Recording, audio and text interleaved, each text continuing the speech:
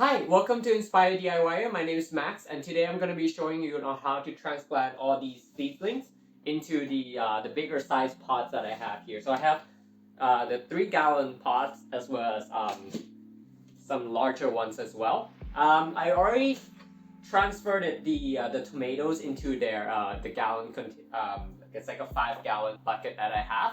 I left some of these freezing out because they were catching on to this powdery mildew, which looks like sort of silverish and yellow that I'm trying to take care of, and then I think it's ready to be transplanted.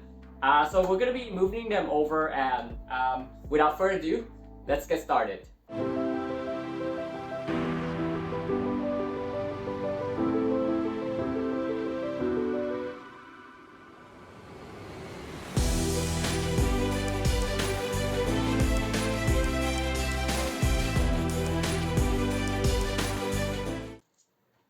Just kidding. I gotta show you the quick intro before getting into the actual video.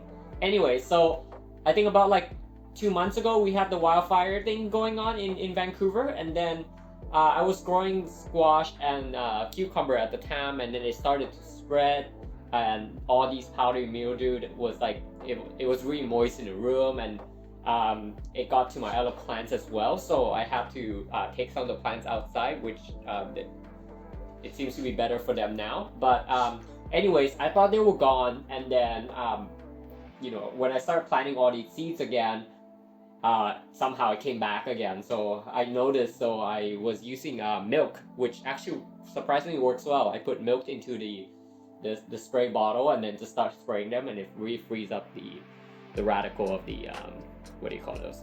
The powdery mildew. There's still some on these leaves, but it is not too bad. Not sure if it's in focus, but anyway, so we're gonna be planting these. The first thing you wanted to do for sure is to pre-moist all these the potted soil. I'm using the organic multi-purpose like Pro Mix. I think that's the brand, and I also added a little bit more of these bark chips or whatever they're called. I got them from Home Depot for really cheap, and also some perlite. That's just to retain the moistures and aerate the soil so that it's not like too dense or anything. So I guess a rule of thumb would be if you're growing like herbs, you can grow them in a little bit smaller pots. So I'll be transplanting all the parsley as well as like spinach. Their roots don't grow that deep, so we're gonna be putting them into the 3-gallon container pot.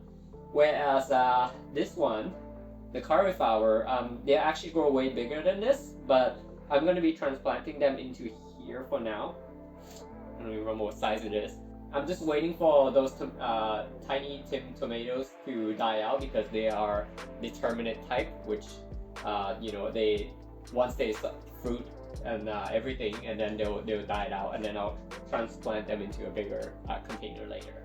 So if you have the soil already moist and wet, what you want to do is simply, and that's why I recommended to use these seed starting like tray or cell, whatever you call them. Take the roots out slowly. So try to keep them intact as much as you can.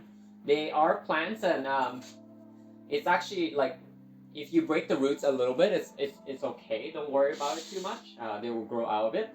But this is a very important thing, is to keep the soil moist before transplanting, because while you're transplanting, it causes a lot of shock to the plants. So if you keep it moist, it will minimize the amount of stress that we'll put onto the plants. Okay, just want to move a little bit closer so you guys can see it better, but basically just make a hole. And I'm going to be putting within the 3-gallon pot, and I know like I'm going to get comments for this. From like gardeners are like, oh, you're growing putting way too much into one pot. But the limiting factors that I have is the amount of space that are available for growing, as well as the light sources. So if I were to grow all these outside, or if you have more spaces to grow outdoor, or if you have more indoor setup space, then yeah, you're welcome to use get more plotted containers and then try to grow them, because they'll grow much bigger if you have more spaces for them. So just push that thing in, the plants, the seedlings, and also try to push it down a little bit so that they are a little bit packed, so it prevents the pocket airs around the side. So we're gonna be doing the same thing. So with the parsley, you can grow them pretty dense into one pot, but in the case of say like tomatoes, I already did the transplant. So in my last seed starting video, I basically put like 4 tomato seeds into one tiny I don't know, trays, or sorry, the cell. And you would think I'm crazy, but what I usually do is I keep the soil wet within each of the cell before trying to separate the tomatoes. So that works pretty well, because if you try to separate them when the soil is dry, it's really gonna damage the root. Like, you're trying to rip them apart basically. But when they're moist, if you work slowly around it, you can kind of separate like these one. It'll be, see, it's already moist. It'll be very easy to just slowly start pulling apart so that you can spread them out. But that's honestly, that's about it. So I'm gonna do the rest for all these cauliflowers and the peppers, lettuce that I have left. And I'm actually running out of pots, so I'm probably gonna go grab some more. I do have some more I kept in the storage. I literally forgot the most important thing. You guys want to make sure that you water this immediately after transplanting, because like I said, they're gonna feel very stressed, and this will surely help them to establish the roots better and then live into this. Don't worry about it too much. They'll come right back.